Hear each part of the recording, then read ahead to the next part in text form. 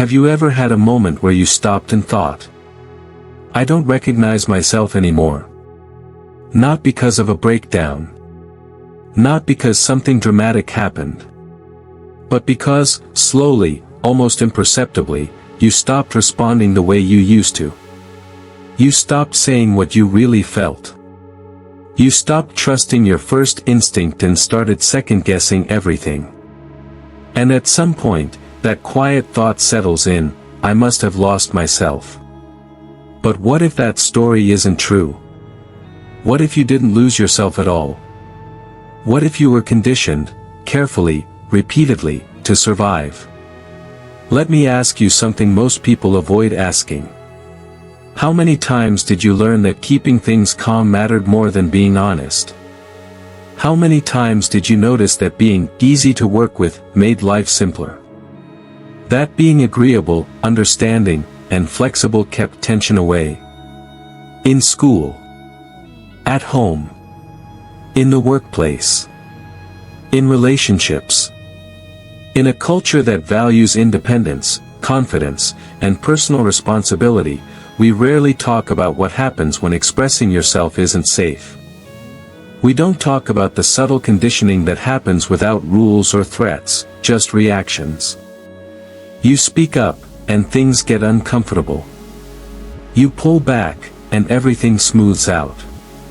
Over time, your nervous system connects the dots. This isn't weakness. It's adaptation. In the US, we're taught that if something goes wrong, we should look inward first. That belief can be empowering, but it can also quietly turn into self-blame.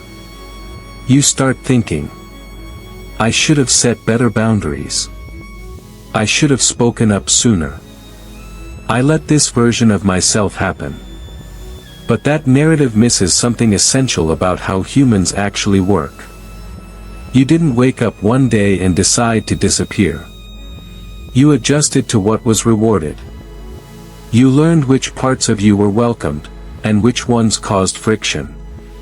And when that learning repeats long enough, it stops feeling like survival. It starts feeling like identity. You tell yourself, this is just who I am now, when in reality, it's who you had to become to stay emotionally safe. Here's the part that changes everything: losing yourself suggests negligence. Conditioning explains intelligence. Your system did exactly what it was designed to do: protect connection, reduce threat, maintain stability. Especially in environments where approval, performance, or harmony came at a cost. So if you feel muted, disconnected, or far from your original energy, that doesn't mean you failed. It means you adapted in an environment that didn't make room for all of you. And once you see that, shame begins to loosen its grip. Because when shame dissolves, clarity appears. And when clarity appears, choice returns. This isn't about becoming who you were at 18, before the world touched you. It's about realizing that the core of who you are never vanished. They learn to wait. And when you understand that, the path forward stops being about fixing yourself, and starts being about freeing yourself. If this perspective makes sense to you, if it helps you see yourself with a little more clarity and a little less guilt, you can subscribe to the channel. This space is for conversations like this, slow, honest, and fundamental to our awareness. One of the most painful beliefs people carry is the idea that what happened to them says something defective about who they are. If you stayed quiet, you were weak. If you adapted, you lacked courage. If you didn't push back, you failed yourself. This narrative feels convincing because it fits neatly into a culture built on individual accountability. In the US, we're taught early that strength means speaking up, setting boundaries, standing your ground. And when life doesn't unfold that way, the conclusion seems obvious: I didn't measure up. But that conclusion is deeply flawed. The idea that silence equals weakness ignores context. It ignores power dynamics. It ignores the nervous system. And most importantly, it ignores the difference between choice and conditioning. Most people didn't stay quiet because they didn't care. They stayed quiet because they learned, often early, that speaking came with consequences. Not always dramatic ones. Sometimes it was disapproval, withdrawal, tension, emotional distance. Small signals that told the body, this isn't safe. And the body listened. This is where the myth of personal weakness begins to unravel. What looks like passivity from the outside is often intelligence at work on the inside. The nervous system doesn't ask, is this fair? It asks, will this cost me something I need? Connection, stability, belonging. When those things feel at risk, adaptation becomes the most rational response available. Yet instead of recognizing that, many people turn inward with judgment. They replay moments in their mind, asking why they didn't act differently. They label themselves as too sensitive, too passive, too accommodating. But those labels are retroactive. They're applied with information you didn't have at the time. You weren't choosing from a calm, safe place. You were responding from a regulated, or dysregulated, nervous system trying to keep you intact. In American culture especially, there's a tendency to moralize resilience. If you didn't fight back, you must not have been strong enough. But resilience doesn't always look like resistance. Sometimes it looks like endurance. Sometimes it looks like learning when to stay quiet so you can stay connected. That doesn't mean it was ideal. It means it was adaptive. And here's the uncomfortable truth: many environments reward self-suppression. Workplaces that praise team players, but punish dissent. Families that value harmony over honesty. Relationships where love feels conditional on how easy you are to be around. In those environments, asserting yourself isn't framed as strength. It's framed as a problem. So you adjust. You smooth edges. You learn to anticipate moods. You become emotionally efficient. And then, years later, you look at your life and wonder where you went. But that question carries an assumption that something was lost due to failure. What if nothing was lost? What if what you're experiencing now isn't the aftermath of weakness, but the cost of prolonged adaptation? When you frame it that way, the story shifts. The shame softens. The inner critic loses some authority. You stop asking, what's wrong with me? And start asking, what was I responding to? That question opens the door to compassion. Not indulgence. Not excuses. Understanding. And understanding is what creates real change. Because you can't shame yourself into authenticity. You can't bully yourself into wholeness. But when you see that your silence once served a purpose, you no longer have to punish yourself for it. You can honor the intelligence that kept you going, and still choose something different now. Strength isn't about rewriting the past. It's about seeing it clearly. And clarity is where freedom begins. Conditioning rarely announces itself. It doesn't arrive with rules written out or clear moments you can point to and say, that's when it happened. Instead, it settles in quietly, through repetition. Through patterns. Through what gets rewarded and what gets discouraged. At first, adaptation is situational. You adjust in one relationship, one environment, one phase of life. You tell yourself it's temporary. You're just being flexible. Just being mature. Just doing what makes sense. But the nervous system doesn't categorize experiences by intention. It categorizes them by outcome. When staying quiet leads to less tension, the body learns. When shrinking keeps connection intact, the body learns. When anticipating others' needs prevents conflict, the body learns. And over time, what began as a response becomes a reflex. This is where the most subtle shift occurs. The question changes from, what do I feel, to, what will keep this stable? From, what do I want, to, what won't create problems? You're no longer orienting toward yourself. You're orienting toward the environment. And because this shift happens gradually, it doesn't feel like loss. It feels like maturity. You start describing yourself in terms that sound responsible, even admirable. I'm low maintenance. I don't need much. I'm just easygoing.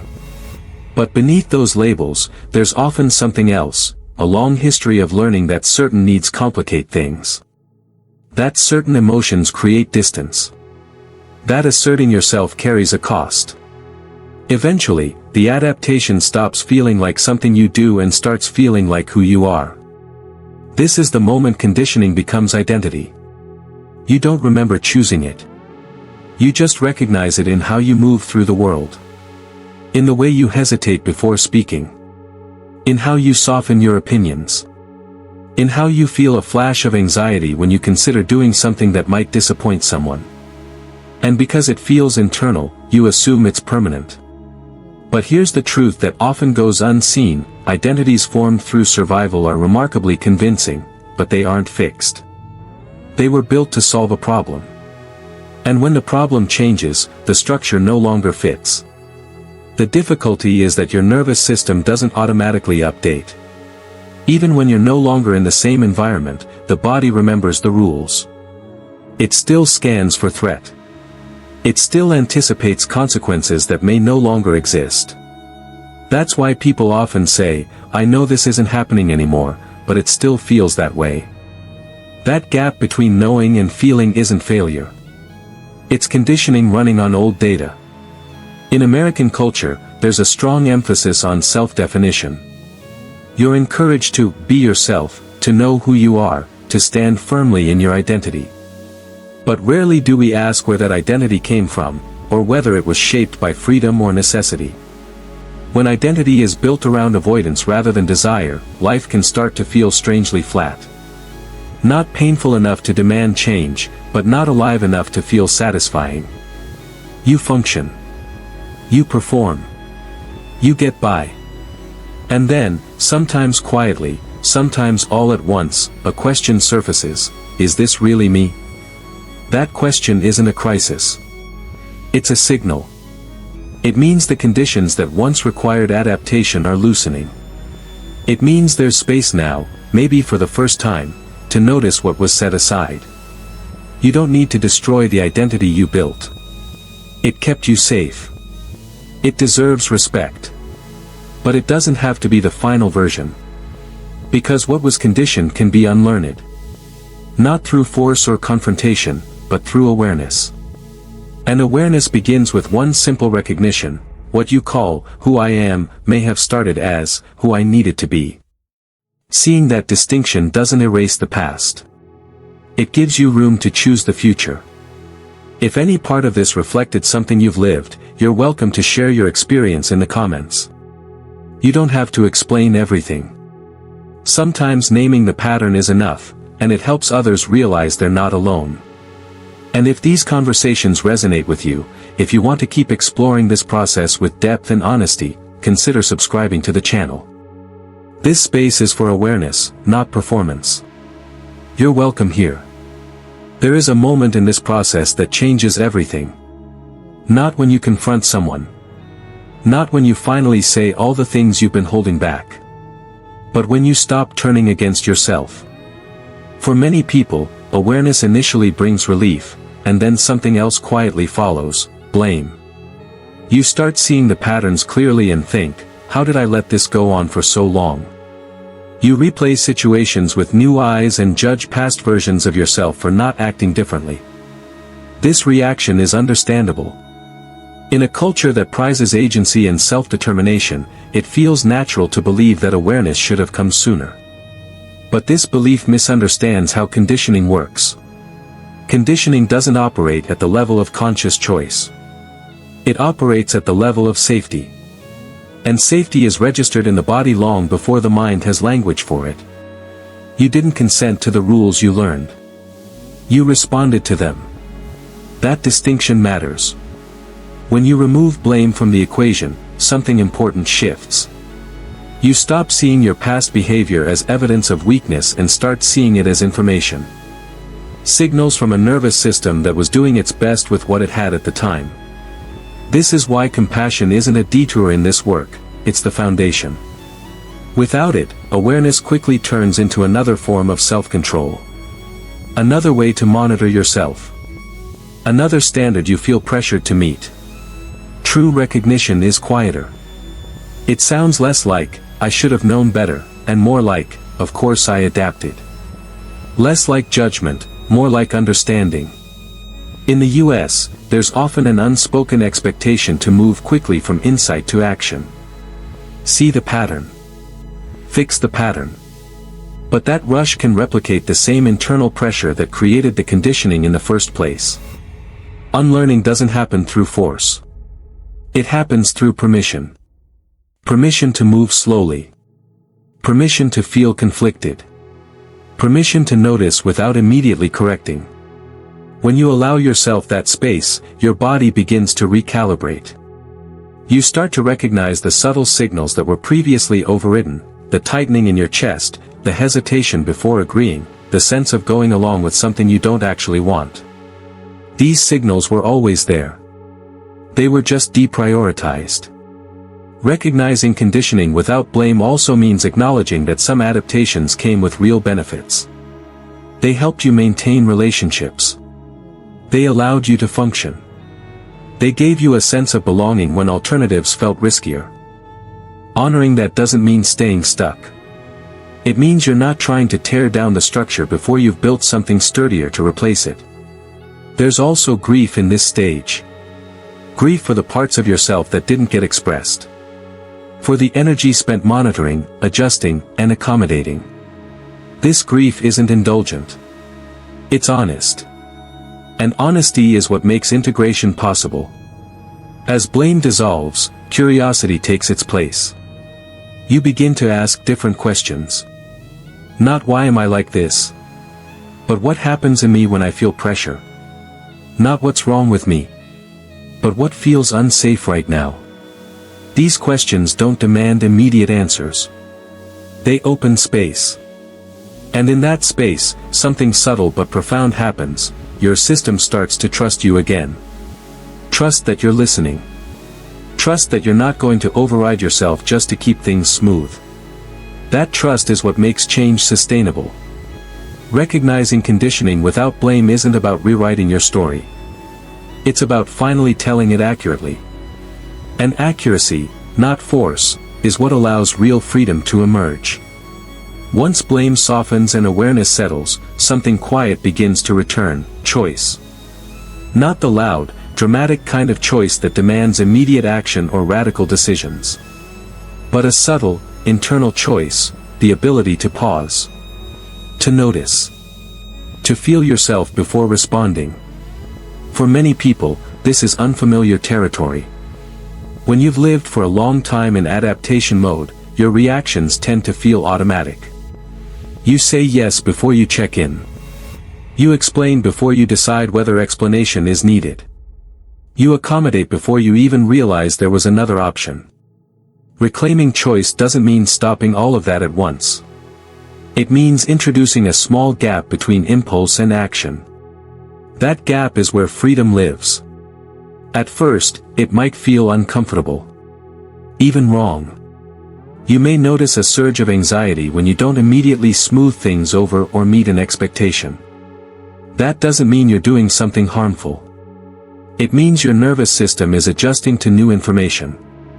For a long time, it learned that speed and compliance kept you safe. Now it's learning that pause and self-reference can also be safe. This is why change doesn't start with confrontation. It starts with observation. You begin to notice moments where you're about to override yourself. The slight tension before agreeing. The internal, I don't know about this, that usually gets ignored. The urge to explain something that doesn't actually need defending. Instead of correcting those moments, you simply acknowledge them. That acknowledgement is powerful. It tells your system, I see you. It tells your body, your signals matter. Over time, those signals become clearer. You start to distinguish between fear-based discomfort and genuine misalignment. Fear feels urgent and chaotic. Misalignment feels quieter, steadier, like something gently pulling you back toward yourself. This is also where patience becomes essential. Conditioning that formed over years doesn't dissolve in a few insights. And forcing yourself to act confident or assertive before you're ready often recreates the same internal pressure you're trying to leave behind. Freedom isn't about pushing harder. It's about listening more accurately. As choice returns, your relationships may begin to shift. Some people will respond positively to your increased presence. Others may feel unsettled by it. Not because you've become difficult, but because the old dynamics no longer function the same way. That's not a failure. It's information. You're learning which connections can adapt, and which ones depended on you staying small. Through this process, something else becomes clear: you don't need to become someone new. You don't need to perform strength or adopt a different personality. You're not adding layers. You're removing the pressure that kept certain parts of you dormant. And those parts return gradually. In how you speak. In how you rest. In how you decide. In how you tolerate not being immediately understood. This is what reclaiming yourself actually looks like. Quiet. Incremental. Honest. If this way of approaching growth feels different, slower, more grounded, and it resonates with you, you can support this work in a simple way. Leaving a like lets me know this kind of content is meaningful to you. And if you'd like to continue exploring these ideas, awareness, conditioning, and emotional freedom without force, you're welcome to subscribe to the channel. This space is here for thoughtful, unhurried conversations like this one. Because reclaiming yourself isn't about becoming louder. It's about becoming more aligned. And alignment is something you build, one conscious moment at a time. As choice slowly returns, something else begins to shift beneath the surface: your relationship with yourself. For a long time, your inner world may have felt like something to manage rather than inhabit. You monitored reactions. You anticipated outcomes. You adjusted before fully arriving. That wasn't a flaw, it was a strategy. But strategies that once protected you can quietly become cages if they're never questioned. This is where liberation actually begins. Not with rebellion. Not with dramatic change. But with integration. Integration means allowing what you've learned to settle into your body, not just your understanding. It's when insight stops being something you think about and starts shaping how you move through ordinary moments. How you pause before answering. How you let silence exist without rushing to fix it. How you notice when you're about to abandon yourself, and gently don't. Liberation isn't loud. It doesn't announce itself. It shows up as less tension in your chest. Fewer explanations that no one asked for. A growing tolerance for not being immediately understood. And with that comes a deeper emotional freedom. You begin to see that not every misunderstanding needs resolution. Some clarity only comes with time, and some never comes at all. That doesn't invalidate you.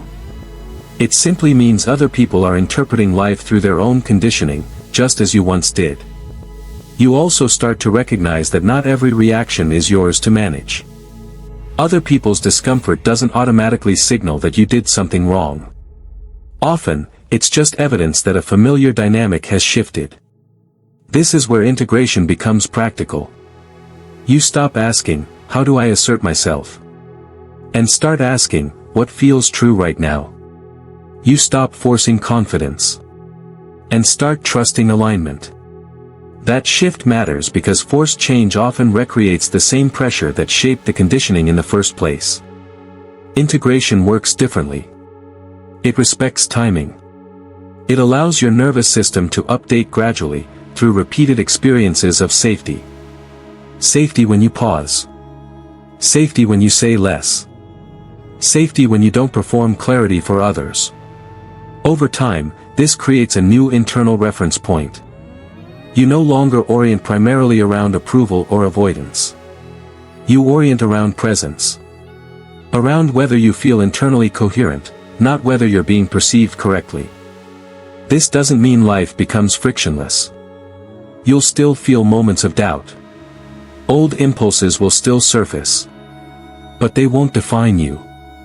They'll simply be information, echoes of what once kept you safe. And here's the deeper truth that often arrives quietly at this stage: you were never broken. You were shaped. And once you see how you were shaped, you gain the ability to shape yourself, not aggressively, not impatiently, but consciously. That's the real freedom. Not becoming someone else. But no longer being run by patterns you didn't choose.